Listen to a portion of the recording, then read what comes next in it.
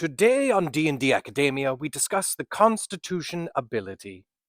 You can find information on Constitution in the Player's Handbook. Constitution measures health, stamina, and vital force. Constitution checks are uncommon, and no skills apply to Constitution checks, because the endurance this ability represents is largely passive rather than involving a specific effort on the part of a character or monster. However, a Constitution check can model your attempt to push beyond normal limits.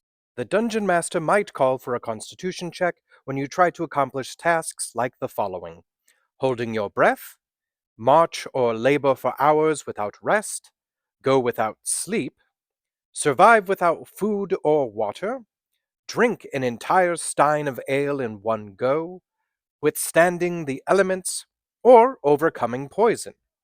If your dungeon master is playing the game with more of a harsher survival system, they could have you roll constitution checks if you are heavily damaged and are trying to continue on without being exhausted.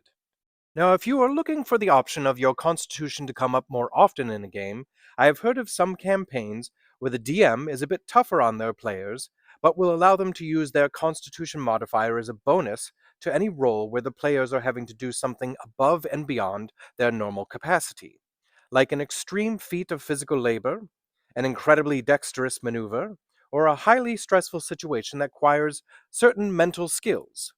A long rest is never mandatory, but going without sleep does have its consequences. If you want to account for the effects of sleep deprivation on characters and creatures, use these rules. Whenever you end a 24-hour period without finishing a long rest, you must succeed on a DC 10 Constitution saving throw or suffer one level of exhaustion. It becomes harder to fight off exhaustion if you stay awake for multiple days. After the first 24 hours, the DC increases by 5 for each consecutive 24-hour period without a long rest. The DC resets to 10 when you finish a long rest. Your Constitution modifier also contributes to your hit points. Typically, you add your Constitution modifier to each hit die you roll for your hit points. If your Constitution modifier changes, your hit point maximum changes as well, as though you had the new modifier from the first level. For example, if you raise your Constitution score when you reach 4th level, and your Constitution modifier increases from +1 to +2, you adjust your hit point maximum as though the modifier has always been +2. So you add 3 hit points for your first 3 levels, and then roll your hit points for the 4th level using your new modifier.